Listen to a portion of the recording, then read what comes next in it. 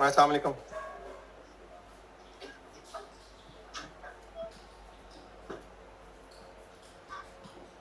दुरूद शरीफ पढ़।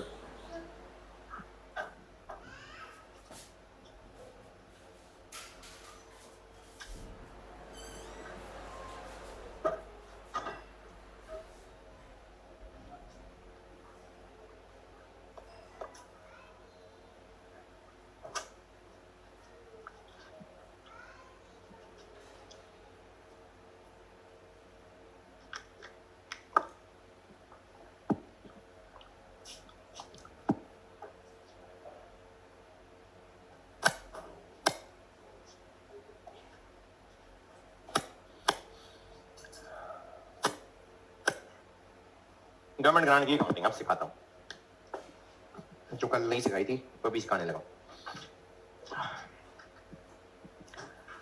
Grant related to assets क्या होती है? लॉन्ग टर्म एसेट्स को खरीदना और खरीदते बेच देना है, वो रखना कुछ अर्से।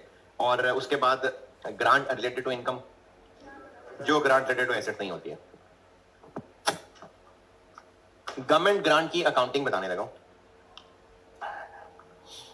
अच्छा, गवर्नमेंट ग्रांट की जो भी अकाउंटिंग है ना, उसका जो कोर प्रिंसिपल है वो बता रहा हूं। अगर अपने अल्फाज में लिख लेंगे तो अच्छी बात है, काम आएगा जिंदगी में। कोर प्रिंसिपल बता रहा हूं उसका, यानी अब से ऑनवर्ड जो भी बातें होने लगी ना, उसके पीछे जो मेन कॉन्सेप्ट है वो कॉन्सेप्ट ये है जो बता रहा हूं। जो गवर्नमेंट ग्रांट है ये इवेंचुअली हमारे लिए इनकम वाली बात है। क्यों? क्योंकि फायदा मिल रहा है हमें गवर्नमेंट से, इवेंचुअली इनकम है। बस इसके पीछे IAS 20 ने जो भी कहानी चलाई है ना, उसमें मैचिंग की कोशिश की है। अगर ये ग्रांट किसी पुराने जख्म पे मरहम के लिए तो फिर वो फौरन इनकम बन जाएगी। लेकिन अगर किसी फ्यूचर मकसद के लिए है, ग्रांट की कोई ना कोई मकसद होगा, कोई ना कोई शर्त होगी, उस शर्त को पूरा करने पे कोई खर्चा भी होगा। जब जब जैसे जैसे वो खर्चा एक्सपेंस बनेगा, तब तब वैसे वैसे ग्रांट इनकम बनेगी। ये सारा पीछे कॉन्सेप्ट है कहानी IAS 20। दोबारा, गवर्नमेंट से ग्रांट मिल रही है, इवेंचुअली तो ये इनकम ही बननी है। अगर ये किसी पुराने जख्म का मरहम है तो फिर तो ये फॉरेन इनकम बन जाएगी। लेकिन अगर कोई फ्यूचर की शर्तें इन्वॉल्व हैं तो फिर उन शर्तों को पूरा करने के लिए कोई खर्चा भी होगा। जब जब जैसे जैसे वो खर्चा एक्सपेंस बनेगा, तब तब वैसे वैसे ग्रांट को इनकम बनाएगा।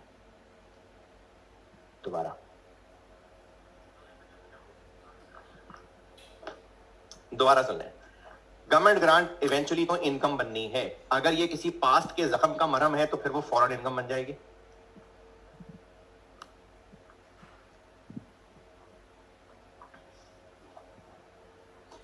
लेकिन अगर कोई फ्यूचर की शर्तें हैं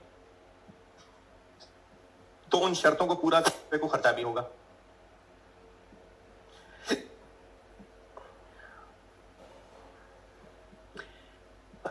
जब जब जैसे जैसे वो खर्चा एक्सपेंस बनना है, तब तब वैसे वैसे ग्रांट ने इनकम बनना है। ये कहानी है सारी IAS 20 की। फिर सुन लें। अगर ग्रांट मिल रही है किसी पुराने जख्म के मरहम के लिए, कंपनी के हालात बहुत खराब थे, पिछले साल सैलाब से पूरी फैक्ट्री तबाह हो गई थी, गवर्नमेंट ने कहा चलो ये लो पैसे रख लो, तो फिर तो वो ग्रांट फौरन इनकम है। लेकिन अगर ग्रांट के लिए कुछ शर्तें हैं तो उन शर्तों पे कोई खर्चा भी करना होगा। जब जब जैसे जैसे वो खर्चा एक्सपेंस बनेगा, जैसे अगर गवर्नमेंट ने कहा लो पैसे प्लांट खरीद लो, तो प्लांट एक्सपेंस कब बनेगा? प्लांट एक्सपेंस कब बनेगा? IAS 16 में जवानी लगाई आपने। प्लांट एक्सपेंस कब बनेगा? शाबाश शाबाश शाबाश शाबाश। IAS 16 प्लांट एक्सपेंस कब बनेगा? खरीदते वर्किंग कंडीशन में आते एक्सपेंस बन जाएगा। यूज करेंगे तो भाई डेप्रिशिएट होगा ना, डेप्रिसिएशन एक्सपेंस होगी। वाह यार, डेप्रिसिएशन एक्सपेंस होगी ना, तो प्लांट जैसे जैसे डेप्रिशिएट होगा तो वैसे वैसे ग्रांट को इनकम बनाते जाएंगे।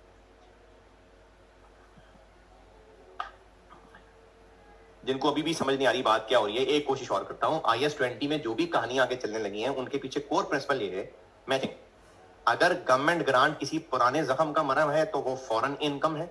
लेकिन अगर कोई फ्यूचर की शर्तें हैं तो उन शर्तों पे कोई खर्चा भी करेगा बिजनेस। जब जब जैसे जैसे वो खर्चा एक्सपेंस बनेगा तो उसी से मैचिंग करने के लिए ग्रांट को इनकम बनाएंगे। अगर अभी भी नहीं लिख पा रहे तो रहने दें, नहीं होगा आपसे, रहने दें, कोई बात नहीं।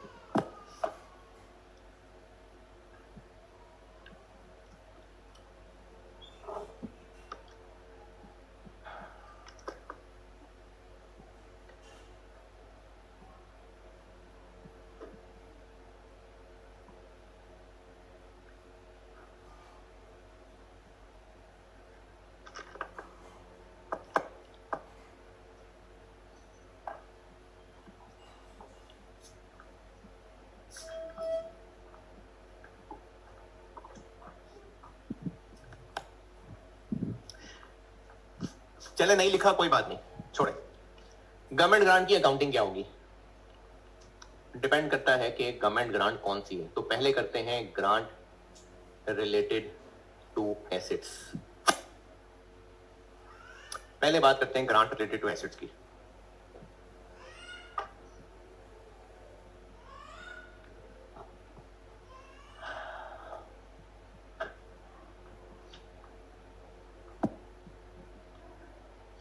अच्छा, इसको ना मैं मजीद 200 में बांट रहा हूं। एक कह लेते हैं 1.1 कैश ग्रांट। ये क्या हुआ भाई? कैश ग्रांट, पैसे मिल रहे हैं। For example cash received for purchase of plant, इसको मैं कैश ग्रांट कह रहा हूं। ग्रांट रिलेटेड टू एसेट्स क्या है? ग्रांट रिलेटेड टू एसेट्स क्या है? लॉन्ग टर्म एसेट्स खरीदने के पैसे, बनाने के पैसे। और अगर एसेट ही मिल जाए तो उसको मैं नॉन कैश ग्रांट कह दूंगा। 1.2 1.1 बना रहा हूं, ये कैश ग्रांट, यानी गवर्नमेंट से पैसे मिल रहे हैं। अगर गवर्नमेंट से पैसे मिल रहे हैं तो इसकी अकाउंटिंग के ना दो तरीके हैं। एंड रिजल्ट दोनों का सेम बनता है। कंपनी की मर्जी है वो इन दोनों में से कौन सा तरीका लगाए, और एग्जामिनर की मर्जी वो इन दोनों में से कौन सा तरीका पूछे। और अगर सवाल वाला खामोश है तो क्या करना है वो भी बता दूंगा। अगर हमें कैश मिल रहा है तो उस ग्रांट की अकाउंटिंग क्या होगी? इसके दो तरीके हैं, दोनों ठीक हैं।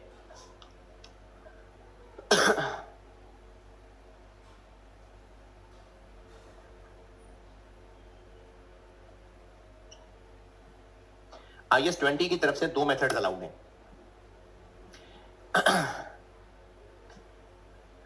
एक मेथड है, इसका नाम कोई इतना इंपॉर्टेंट नहीं, जिसका नाम क्या है बस काम बता रहा हूं। एक मेथड है कि ग्रांट को एसेट की कॉस्ट में से ही माइनस कर लिया जाए।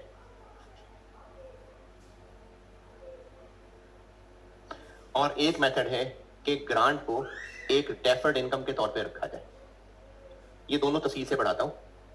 एज डेफर्ड इनकम, ये दोनों बताता हूं तफसील से। ये दो मेथड अलाउड हैं। एक है ग्रांट को एसेट की कॉस्ट में से माइनस कर दिया जाए, और एक है कि इसको डेफर्ड इनकम बना लिया जाए। ये तो क्या है ये बताता हूं।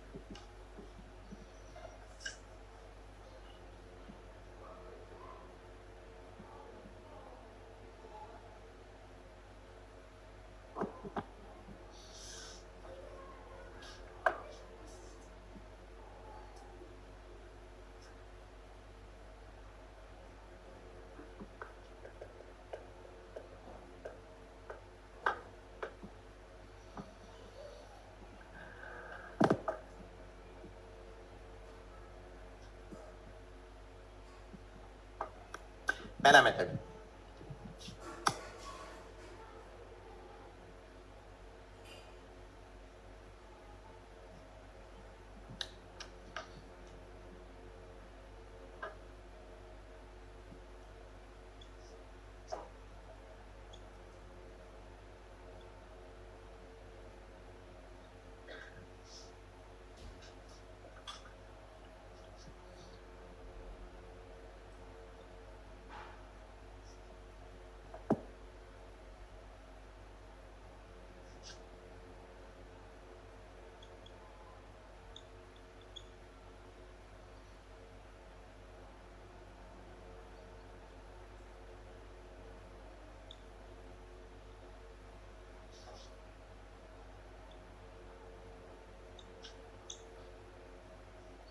पहला मेथड ये है कि ग्रांट जब रिकॉग्नाइज होगी, तो मैंने कल एक क्रेडिट डैश लगा के लिखा था कि भी सिखाना है, तो वो एसेट ही क्रेडिट हो जाएगा, यानी एसेट में से ही लेस हो जाएगी, और फिर अब एसेट की जो रिड्यूस्ड कॉस्ट बन गई वो फिर ओवर द लाइफ डेप्रिशिएट होगी।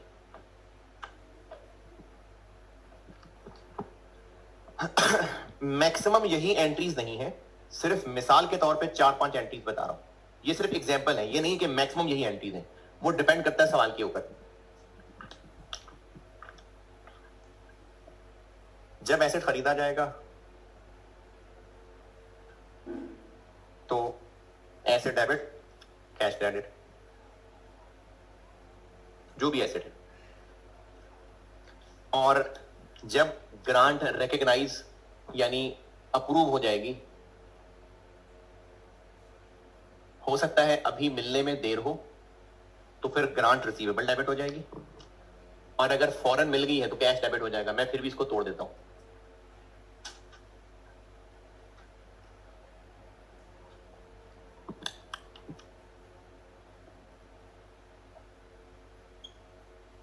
जब पैसे मिल जाएंगे तो कैश डेबिट और ग्रांट रिसीव, नहीं इनकम नहीं बन रही हुई, ये जो रिसीवेबल बनाया था ये मिल गया। पहली 2 एंट्रीज करने से एसेट पे क्या फर्क पड़ा? पहली 2 एंट्री से एसेट की कॉस्ट कम हो गई ना, क्योंकि पहले हमने एसेट खरीदा और फिर ग्रांट की अमाउंट से एसेट को क्रेडिट कर दिया, तो एसेट कम हो गया। तो अब से ऑनवर्ड हर साल डेप्रिसिएशन चार्ज हो जाया करेगी, तो ये तो आपको एंट्री आती ही है।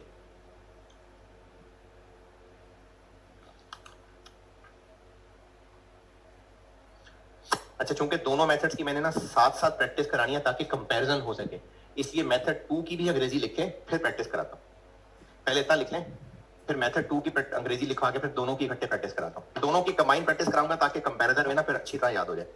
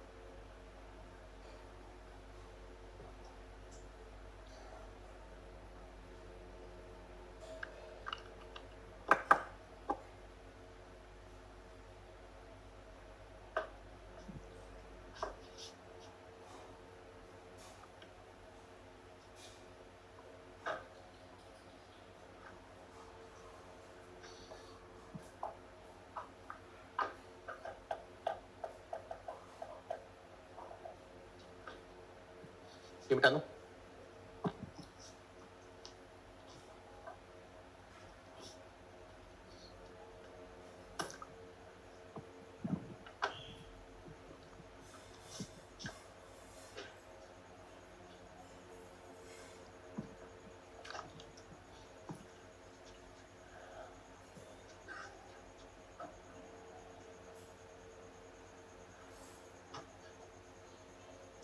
एसेट पूरी कॉस्ट पे रिकॉर्ड रहेगा, और जो ग्रांट है वो एक डेफर्ड इनकम बन जाएगी। ये नाम सुना है पहले कभी, डेफर्ड इनकम? इंट्रो में क्या होता है डेफर्ड इनकम?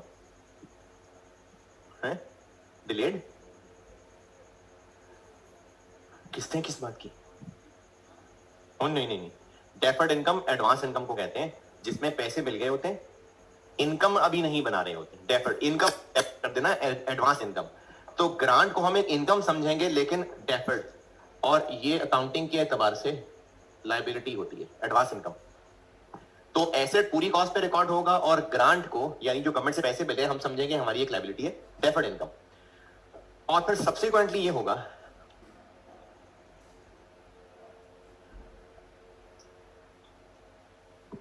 एसेट डेप्रिशिएट हुआ करेगा,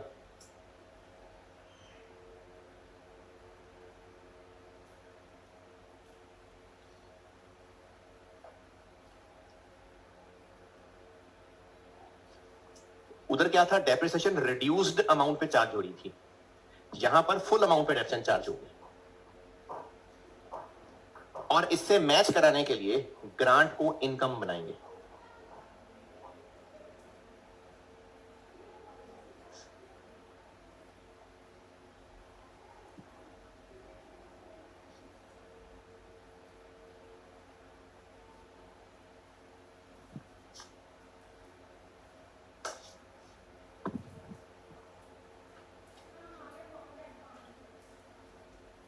डेप्रिसिएशन से मैच करते हुए, यानी उसी मेथड से मैच कराएंगे। ये मैं आपको प्रैक्टिस से सिखाता हूं।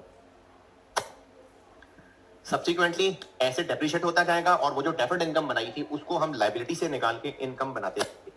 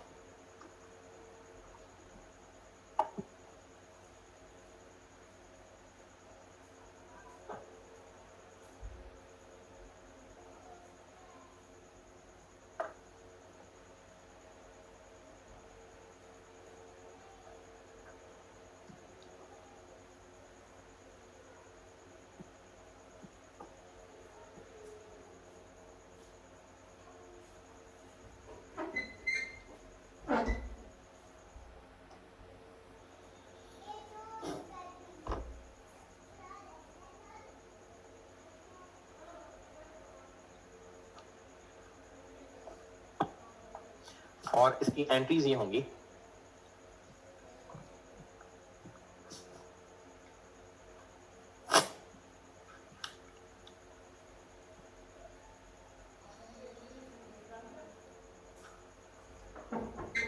ऐसे पूरा डेबिट कैश क्रेडिट, और ग्रांट रिकॉग्नाइज होगी।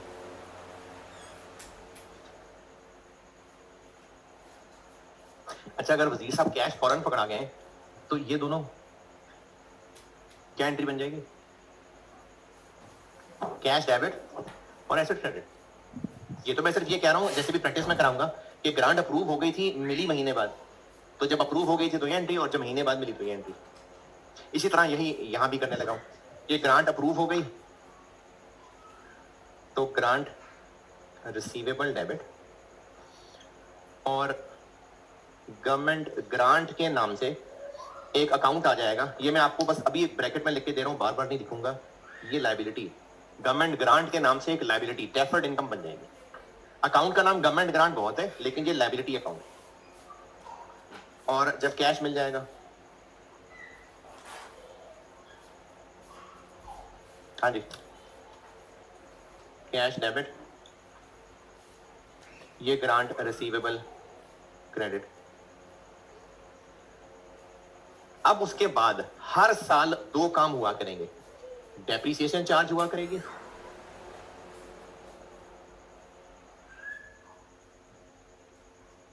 हर साल के एंड पे डेप्शन चार्ज हुआ करेगी,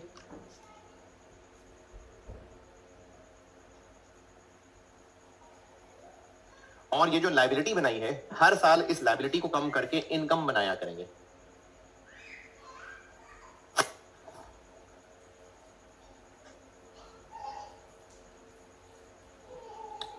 ये जो लायबिलिटी बनाई है ये हो जाया करेगी डेबिट, और ग्रांट इनकम के नाम से एक इनकम बना लिया करेंगे। ये मैं आपको सवालों से सिखाता हूं।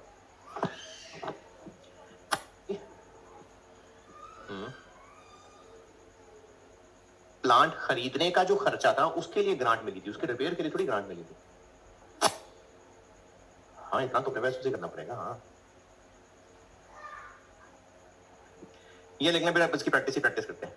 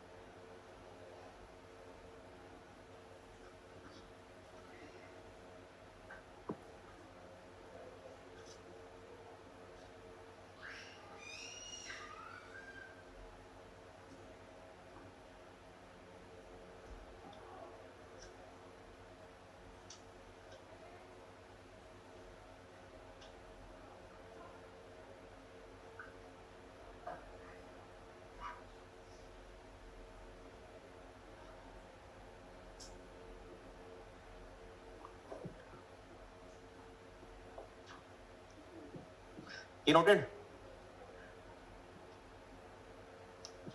चले सवाल लिखे हैं फिर।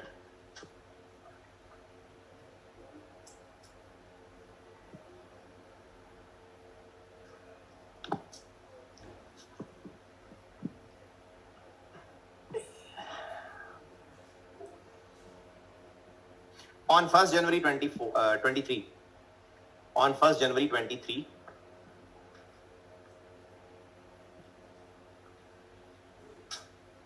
plant was purchased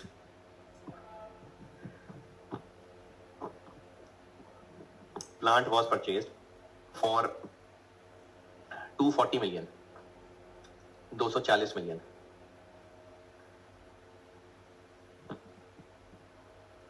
useful life of plant 10 साल।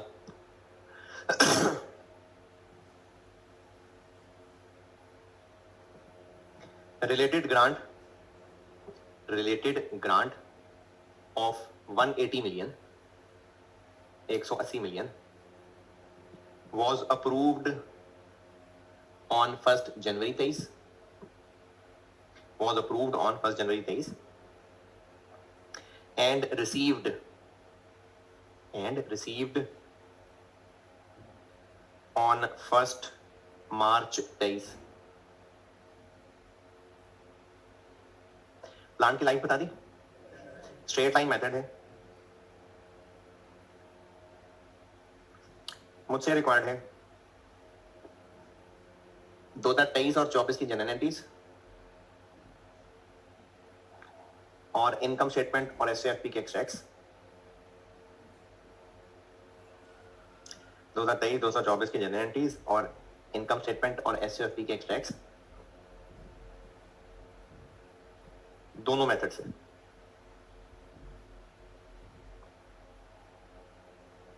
अच्छा, ये चूंकि मैंने अब यहाँ दोनों मेथड लिख दिए हैं, तो अब आप लिख लेना कि सवाल में अगर नहीं बताया ना कि मेथड 1 है कि मेथड 2 है, तो बाय डिफॉल्ट मेथड 2 है।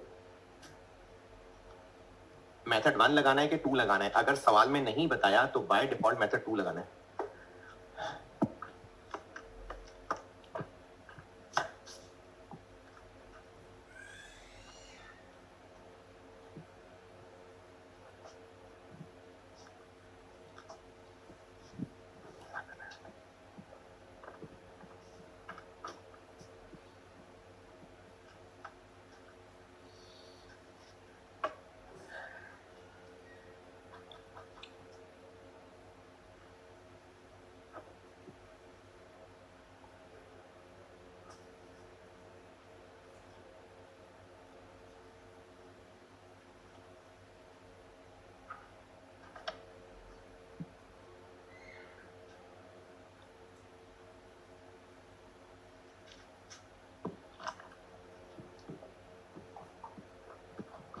मेथड 1 लगाता हूं, पहले मेथड 1 चलाते हैं।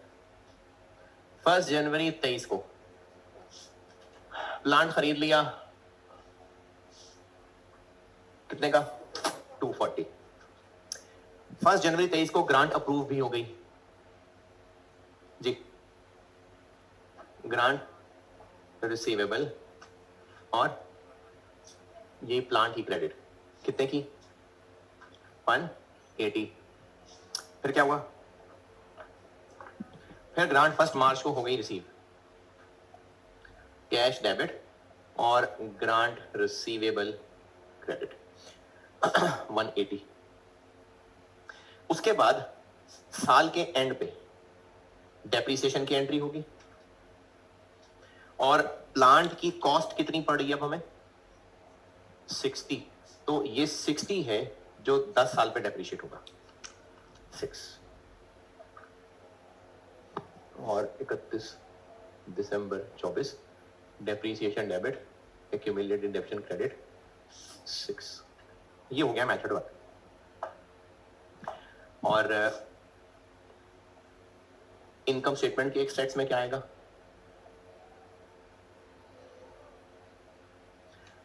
इनकम स्टेटमेंट में बस सिर्फ डेप्रिसिएशन आएगी 6 और एसओएफपी में बस प्लांट आ जाएगा।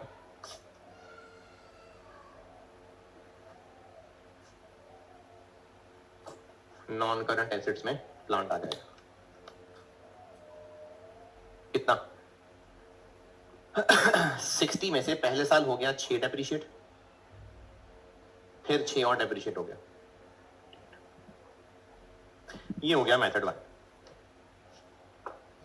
इसमें बताएं किसी एंट्री में किसी अमाउंट में कोई एतराज।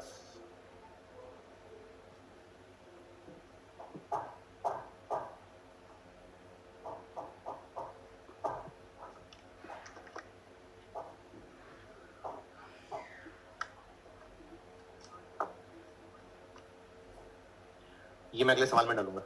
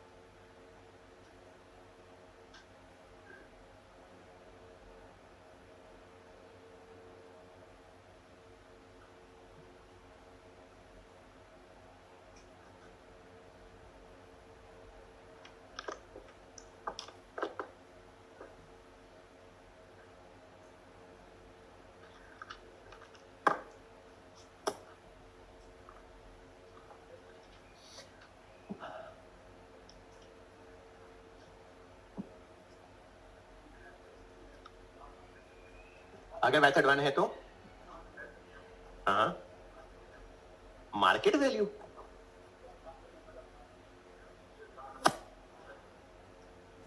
नहीं तो मार्केट में कॉस्ट ज्यादा होगी तो क्या,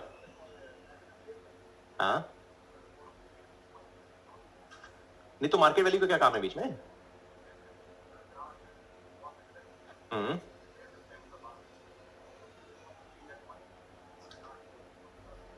हम्म तो हमें जब गवर्नमेंट से पैसे मिल गए हैं तो हमें तो ऐसा सस्ता ही पड़ा है ना। हमें गवर्नमेंट से 180 मिलियन मिल गया तो हमें तो प्लांट सस्ता ही पड़ा है ना, हमें थोड़ी 240 का पड़ा है इफेक्टिवली। तो जब हमें पड़ा ही सस्ता है तो कल को महंगा बेचेगा तो खुशी होगी, इसमें मसला क्या है। मार्केट वैल्यू किस लिए चाहिए बेटा, 240 क्यों लेंगे, जब जितने का बेचेंगे उतने का बेचेंगे ना। मार्केट वैल्यू लेनी क्यों है, मैं ये पूछना चाह रहा हूं। तो जब सेल करेंगे तो जितने का सेल करेंगे उतने का सेल करेंगे। आपको ये लग रहा है कि एसेट अब थोड़ा रह गया तो प्रॉफिट और डिस्पोजल बहुत ज्यादा आ जाएगा, तो आ जाएगा, इसमें परेशानी की क्या बात है, आ जाएगा। जब हमें गवर्नमेंट से मिल ही गया तोहफा तो बिल्कुल आएगा प्रॉफिट एंड डिस्पोजल ज्यादा। मेथड 1। अच्छा अगर मेथड 2 होगा तो ये क्रेडिट क्या होगा? प्लांट क्रेडिट नहीं होगा, उसकी जगह गवर्नमेंट ग्रांट के नाम से एक लायबिलिटी क्रेडिट हो जाएगी। और जब डेप्रिसिएशन चार्ज करने लगेंगे तो डेप्रिसिएशन के लिए प्लांट की कॉस्ट अब 60 नहीं है, 240 है, 24। तो जैसे प्लांट को 10 पे डिवाइड करके डेप्रिशिएट कर रहे हैं ना, इसी से मैच करवाते हुए गवर्नमेंट ग्रांट को भी 10 पे डिवाइड करके इनकम बनाते जाएंगे।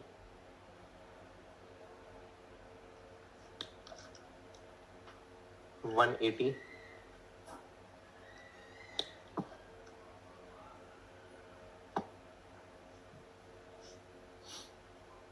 और इस तरह अगले साल की डेप्रिसिएशन 24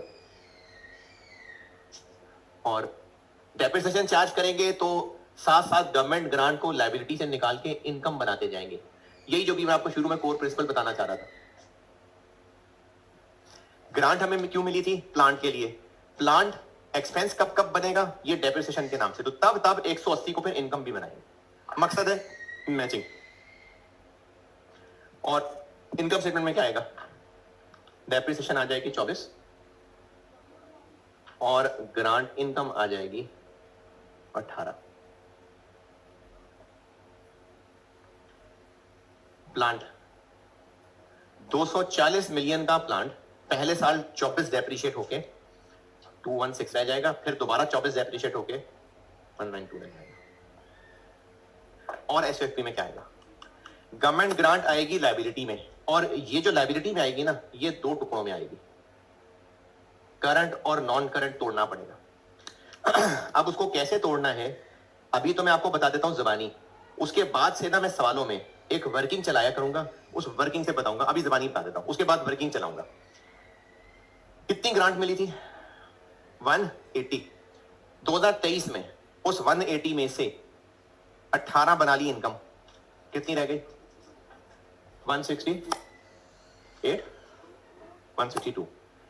2023 में हमारी बाकी लायबिलिटी रह गई इतनी। लेकिन इसके दो टुकड़े हम ये करेंगे कि इसमें से अगले 12 महीने में कितनी इनकम बन जाएगी? 18। उसको दिखाएंगे करंट में, और जो बाकी रह जाएगी उसको दिखाएंगे नॉन करंट में। लायबिलिटी है जितनी अगले साल। अच्छा अभी वर्किंग बता देता हूं। ग्रांट मिली थी 180, 31 दिसंबर 23 पे इनकम बना ली 18, बाकी रह गई। 31 दिसंबर 24 पे फिर इनकम बना ली 18, बाकी रह गई। एसओएफपी के एक्सट्रैक्ट्स मांगे हूं अगर, तो उसमें आई एडवाइस कि आप अगला साल भी इधर वर्किंग में शो करना। अभी आया नहीं है 25, लेकिन वो भी दिखाना।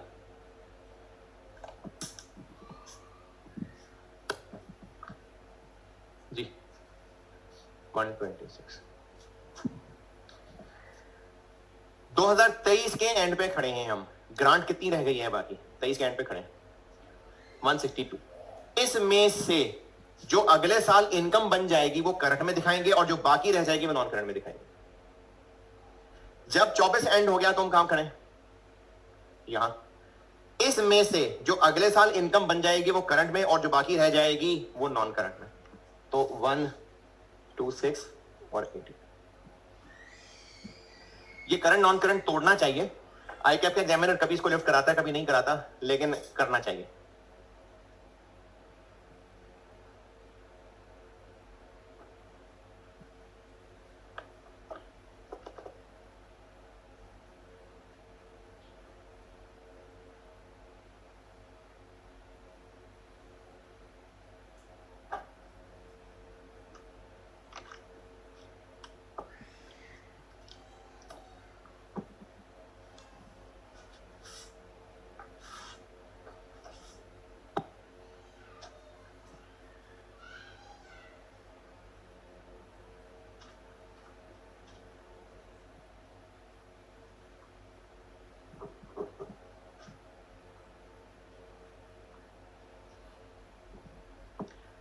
हाँ जी, मेथड 1 मेथड 2 की बात बनी। ठीक है, सवाल लिखें। और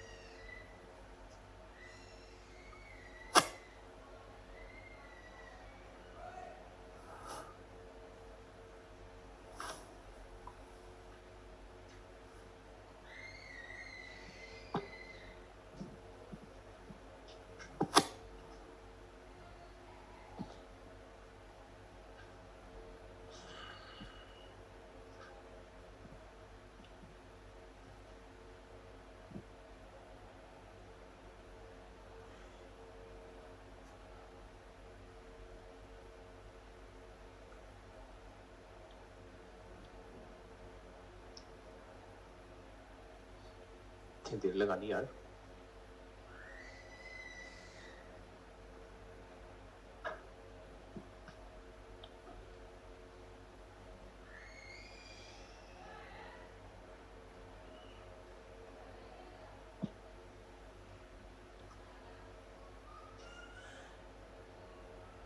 ऑन 1 जनवरी 24, अगला सवाल है, on 1 January 24 plant was purchased for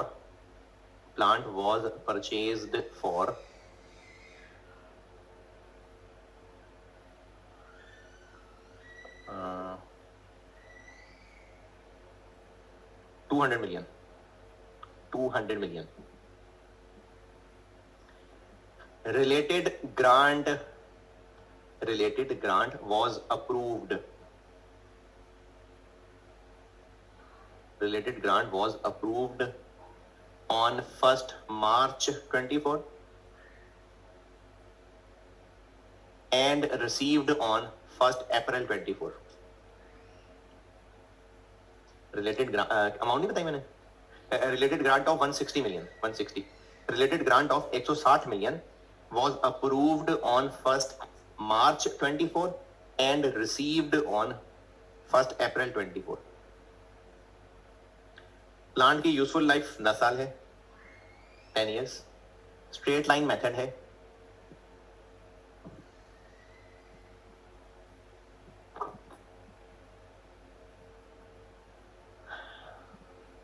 और आपसे रिक्वायर्ड है दोनों मेथड से 2024 की एंट्रीज और एक्सट्रैक्ट ऑफ इनकम स्टेटमेंट और एसएफपी.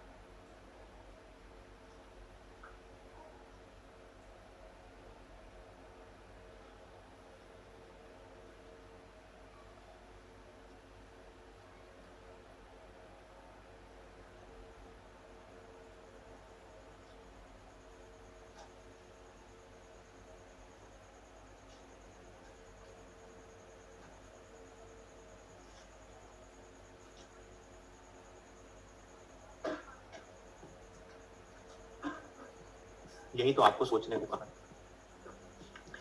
ग्रांट पूरे साल की इनकम बनाए या 10 महीने की, या पता ही नहीं क्या बात कर दी मैंने। अरे भाई मैंने पूछा है। पहला मेथड 1 जनवरी 24 को प्लान डेबिट कैश क्रेडिट कितना 200। ग्रांट कब अप्रूव हुई 1 मार्च। ग्रांट रिसीवेबल और प्लांट क्रेडिट कितनी 160, और ये फिर अगले महीने कैश मिल गया, कैश डेबिट और ग्रांट रिसीवेबल क्रेडिट कितना 160।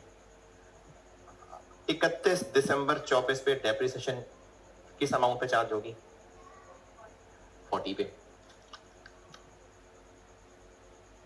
ये ऐसे ही यहाँ महीनों का करना है कुछ, कैसे ही होगा, चलिए ठीक है ऐसे कर लेते हैं। और अगर मेथड 2 है तो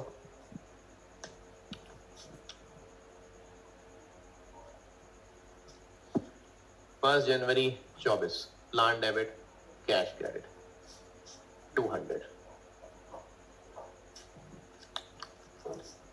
फिर 1 मार्च 24 को ग्रांट रिसीवेबल और गवर्नमेंट ग्रांट नामी लायबिलिटी क्रेडिट 160। फिर 1 अप्रैल को कैश मिल गया,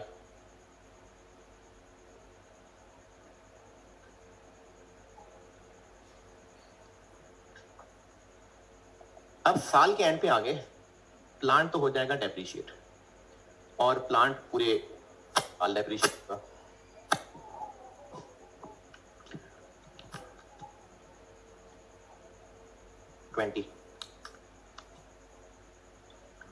ग्रांट इनकम के लिए गवर्नमेंट ग्रांट डेबिट और ग्रांट इनकम क्रेडिट, हाँ जी पूरे साल की कि 10 महीनों की, पूरा साल में। अच्छा चलिए इधर एक चीज देखे जरा, जब मैंने मेथड 1 से सॉल्व किया था तो डेफिनेशन क्या लिखी थी है, मेथड 1 से किया था जब 6 को एक्सपेंस बनाया था, मेथड 2 में क्या कर रहे हैं 24 को एक्सपेंस बना रहे हैं, 18 को इनकम बना रहे हैं, तो पे तो नेट 6 का ही फर्क जा रहा है ना। तो ये दोनों मेथड सिर्फ प्रेजेंटेशन का फर्क है, एंड रिजल्ट सेम है। यहां पर हम पूरे साल की डिडक्शन चार्ज कर रहे हैं, तो ग्रांट इनकम भी पूरे साल की बनेगी। क्या ग्रांट की कोई यूजफुल लाइफ है, महीने तो तब हो ना कि ग्रांट की लाइफ हो, और उसमें से अभी 10 महीने ग्रांट की थोड़ी लाइफ है। हमने तो ग्रांट को डेप्रिसिएशन से रिलेट करके इनकम बनाना है। ग्रांट मार्च में क्या नवंबर में भी मिली होती ना, फिर भी हम पूरे साल की इनकम बनाते, क्योंकि महीने तो बेटा तब हो अगर ग्रांट की कोई लाइफ हो। तो क्या हम कहें ग्रांट की 10 साल लाइफ है, उसमें से 10 महीने गुजरे, ग्रांट की थोड़ी लाइफ है कोई। ग्रांट को तो डेप्शन से ही मैच करवाना है, इसलिए ग्रांट भी इसी के हिसाब से 10 पे ही इनकम बनेगी।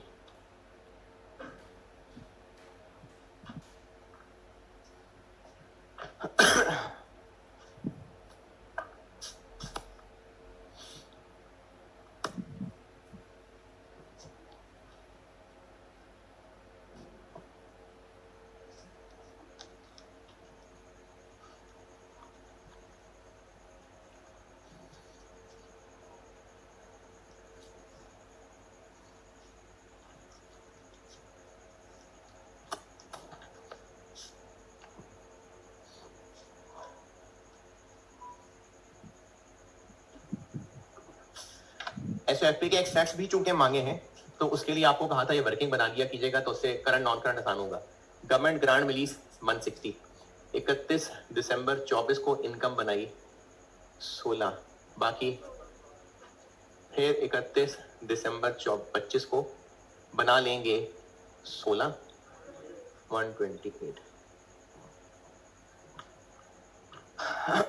तो अगर मेथड 1 फॉलो करें तो इनकम स्टेटमेंट में क्या आएगा, बस सिर्फ डेप्रिसिएशन आएगी। मेथड 1 फॉलो करें तो 4।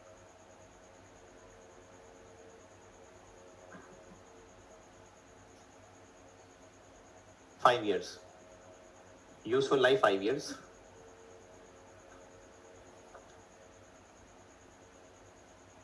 और depreciation rate 30%, 30% reducing balance basis,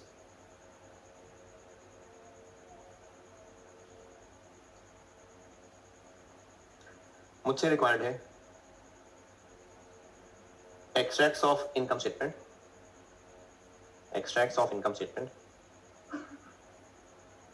है जी। ग्रांट नहीं बताई, अच्छा जी। ग्रांट मिली है, एसेट कितने का? 150। ग्रांट है 90 मिलियन की, 90 ग्रांट 90 मिलियन की, है जी। पहले दिन 1 जनवरी 22 को, 1 जनवरी 22 को ही मिल गई है। हाँ जी, हाँ जी, हो गई। और रिक्वायर्ड है इनकम स्टेटमेंट के एक्सट्रैक्ट्स 2022, 23 और 24 के, मुझसे रिक्वायर्ड है 2022, 23 और 24 3 साल के इनकम स्टेटमेंट के एक्सट्रैक्ट्स रिक्वायर्ड है।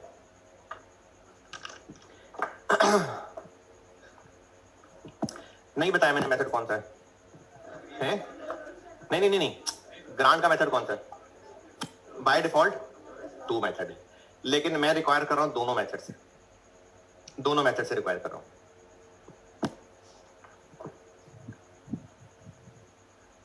दोनों मेथड से इनकम स्टेटमेंट के एक्सट्रैक्ट्स मुझसे रिक्वायर्ड है।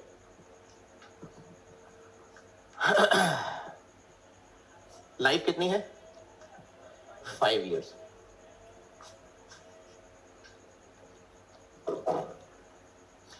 अच्छा, मैं आपको जो हिसाब पूरा करके दिखा रहा हूं इसलिए 5 साल की वर्किंग बना रहा हूं, वरना सिर्फ 3 की भी बना सकता था, लेकिन आपको एक चीज टैली करके देनी है इसलिए मैं 5 साल करके देने लगा हूं। और फिर ये भी बता देता हूं कि हम सिर्फ 3 कैसे निकाल सकते थे। चाहे मेथड 1 हो चाहे मेथड 2 हो, अगर रिड्यूसिंग बैलेंस मेथड है तो हमें डेप्रिसिएशन फुल कॉस्ट पे ही कैलकुलेट करनी पड़ेगी। इररिस्पेक्टिव ऑफ मेथड हमें डेप्रिसिएशन वर्किंग के अंदर फुल कॉस्ट पे कैलकुलेट करनी पड़ेगी।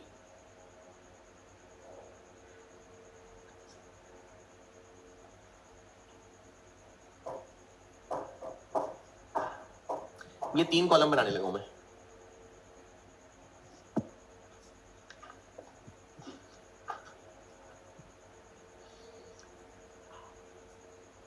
अगर मेथड 1 है तो भी ये 3 कॉलम बनेंगे, और अगर मेथड 2 है तो ये 2 कॉलम पहले वाले भी काफी हैं।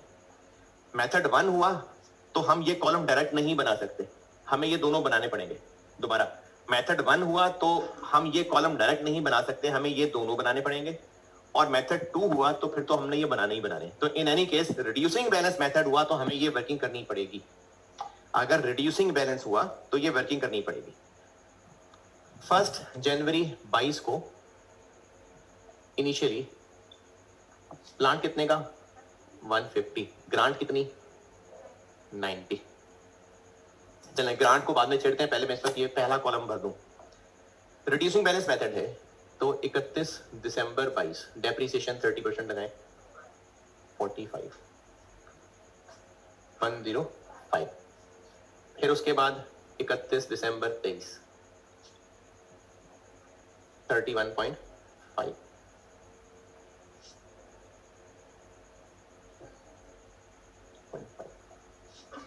फिर 31 दिसंबर 24 22.05 51.45। तीनों हो गई। 31 दिसंबर 25 फिर लगाइए 30%, 15.44।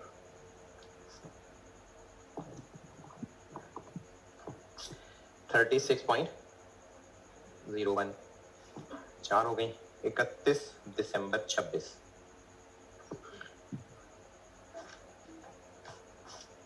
10.8 जी 25.2। ठीक है, मैंने लाइफ बताई थी 5, तो ये 25.21 क्या होगा? फिर ये इसकी आरवी होगी, क्योंकि जब हम जो मर्जी मेथड लगाएं, जब एक ऐसे पूरा डेप्रिशिएट हो चुका होता है तो एंड पे आरवी बच जाती है। और ये 30% का डेफिशिएंट रेट ना निकला ही ऐसे होगा, मैंने तो दे दिया था ना, असल में ये ऐसे निकला होगा। डेफिशिएंट रेट कैसे निकालते हैं? 1 माइनस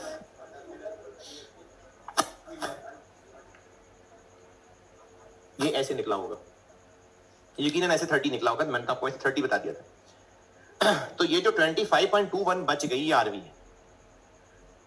ये जो ग्रांट है हमने इसको डेप्रिसिएशन से मैच करवाना है, डेप्रिसिएशन से मैच करवाना है। तो डेप्रिसिएशन से मैच करवाने के लिए 90 के ऊपर 30% लगाते जाए, क्यों है? फिर तो ग्रांट भी बच जाएगी, ग्रांट की थोड़ी को आरवी होती है। तो इसको कैसे मैच कराएं इससे? लाइफ से, यानी 5 पे डिवाइड कर दें, उससे तो हर साल बराबर हो जाएगी। हमने तो मैच करवाना है। हाँ जी, इस रेशो में बांटेंगे हम इसको रेशो में बांटेंगे डेप्रिसिएशन की। अब आपको सारी डेप्रिसिएशन चाहिए होंगी, फिर इसका मतलब है, यानी मैंने अगर इस सवाल में सिर्फ 2022 पूछा होता तो फिर ये पूरा टेबल बनाना पड़ता। तो रेशो कैसे निकालें? कौन सा? आरवी निकाल ली, ठीक है, फिर अच्छा चले पहले तो आप रेशो है ना, चले पहले रेशो में बांटे। 90 को किसकी रेशो में बांटना है? डेप्रिसिएशन की रेशो में बांटना है। 45, 31.5, 32.05, 15.44, 10.8 इसकी रेशो में बांटे। पहले तो ये देखे ना रेशो में बांटना आता है कि नहीं आता। पहला वाला आंसर क्या आएगा?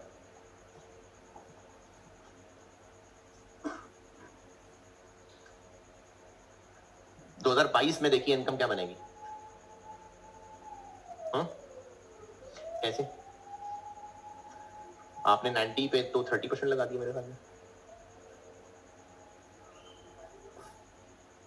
45 ओवर ये तो 30% लगा रहे हैं। कैसे?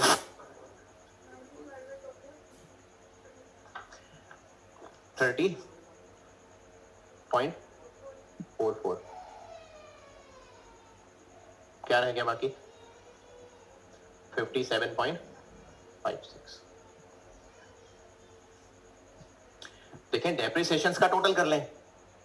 किसी भी फिगर को रेशो में बांटते हैं तो जिनकी रेशो में बांटा है उसके टोटल से डिवाइड, और 45 से मल्टीप्लाई, 31 से मल्टीप्लाई, 22 से मल्टीप्लाई। लेकिन उसके लिए क्या फिर हमें ये 5 साल बनाने पड़ेंगे? नहीं, आपको डायरेक्ट निकाल के दिखाता हूं। For any year total grant divided by depreciable amount. चलो उसको भी और सीधा कर देते हैं, डेप्रिसिएशन फॉर दैट ईयर।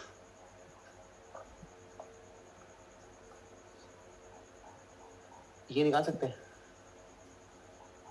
कैसे? नहीं, उसके लिए तो पूरा टेबल बनाना पड़ेगा। अभी डायरेक्टली कैसे पहुंचे? आप 150 पे पावर 5 लगा के डायरेक्ट 25.21 तक आ सकते हैं। तो 150 माइनस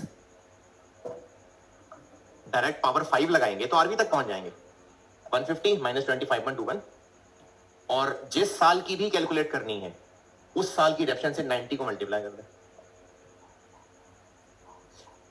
चारों करके देख लें ताकि बार बार प्रैक्टिस हो जाए। एक तो आ गया ना, बाकी चारों भी करके देख लें।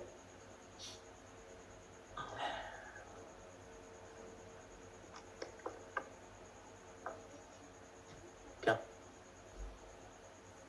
भुला दिया? आई 16 सारा कॉस्ट के ऊपर 0.8 करके 0.7 पावर 5। यूजफुल लाइफ है 5 साल, तो पावर 5 लगाएं तो यूजफुल लाइफ के एंड की बुक वैल्यू आ जाएगी, तो वही आरवी होगी।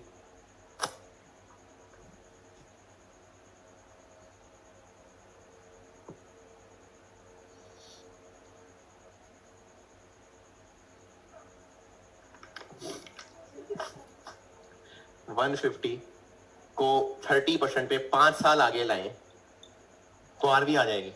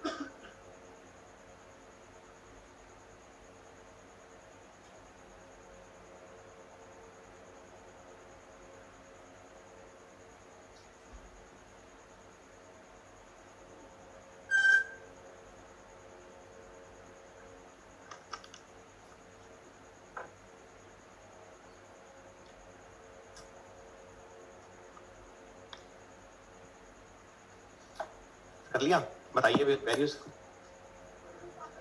22 पॉइंट, 34.9,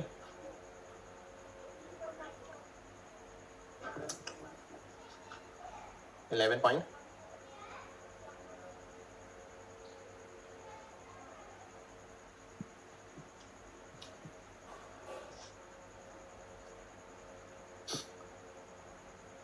'तो अगर वैसे तो मैंने आपको सिर्फ पूरी पिक्चर दिखाने के लिए पूरे 5 साल बना दिए, वरना किसी भी साल का सवाल हो तो हम ऐसे उस साल की ग्रांट इनकम निकाल सकते हैं। और ये सारी बातें हो रही हैं अगर रिड्यूसिंग बैलेंस मेथड हो तो, और चाहे मेथड 1 हो चाहे मेथड 2 हो, ये ऐसे ही करना है। ऐसे इसलिए करना है कि रिड्यूसिंग बैलेंस मेथड ने 150 को आरबी तक पहुंचाना है, 60 को नहीं आरबी तक पहुंचाना। 60 क्या है? अगर मेथड 1 लग रहा हुआ तो 150 से ऐसे डेबिट होगा और 90 से क्रेडिट हो जाएगा, तो हमें तो इफेक्टिवली 60 कॉस्ट करेगा ना। तो इस आरबीएम ने, रिड्यूसिंग बैलेंस ने 60 को 25 तक नहीं पहुंचाना, उसने 150 को ही पहुंचाना। तो इसलिए अगर रिड्यूसिंग बैलेंस मेथड हुआ तो हमें ऐसे ही करना पड़ेगा। हाँ, अगर मेथड 2 है तो ये फिगर है, depreciation grant income, depreciation grant income, depreciation grant income. लेकिन अगर मेथड 1 है तो हमें ये 2 कॉलम तो बनाने पड़ेंगे, लेकिन उसके बाद इनका नेट कर देंगे, इनका नेट कर दें। फिर से कोई कैलकुलेशन रेशो नहीं करनी, सिंपली नेट करना है।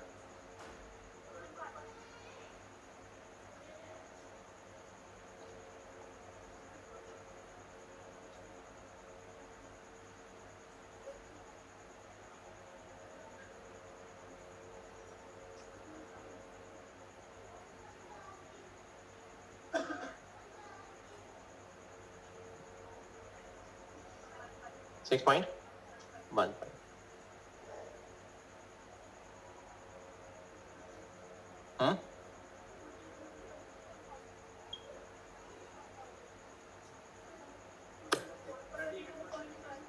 क्या 38? 38 कैसे भाई? 37 में से 8 निकालें, 47 है।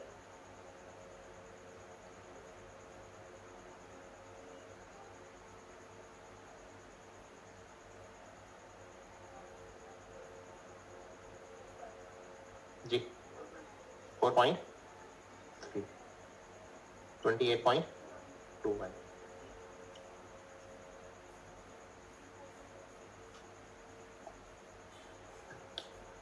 अगर मेथड 1 हुआ तो डेप्रिसिएशन ये है, और अगर मेथड 2 हुआ तो ये डेप्रिसिएशन है और ये ग्रांट इनकम। अगर रिड्यूसिंग बैलेंस मेथड है तो आपको टेबल ऐसे बनाना पड़ेगा। अगर मेथड 1 फॉलो हो रहा है तो इससे अकाउंटिंग है, और अगर मेथड 2 फॉलो हो रहा है तो इन दोनों से अकाउंटिंग। सवाल सॉल्व करने के लिए वर्किंग ऐसे ही करनी पड़ेगी। ये मेथड 1 की फिगर्स हैं और ये मेथड 2 के लिए फिगर्स हैं।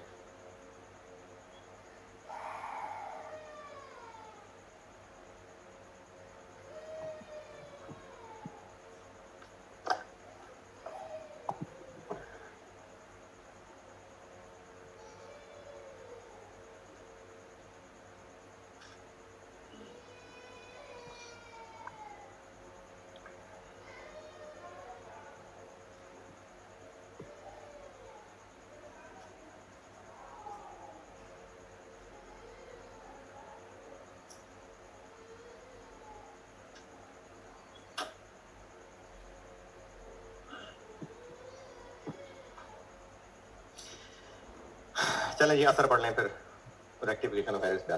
ठीक है।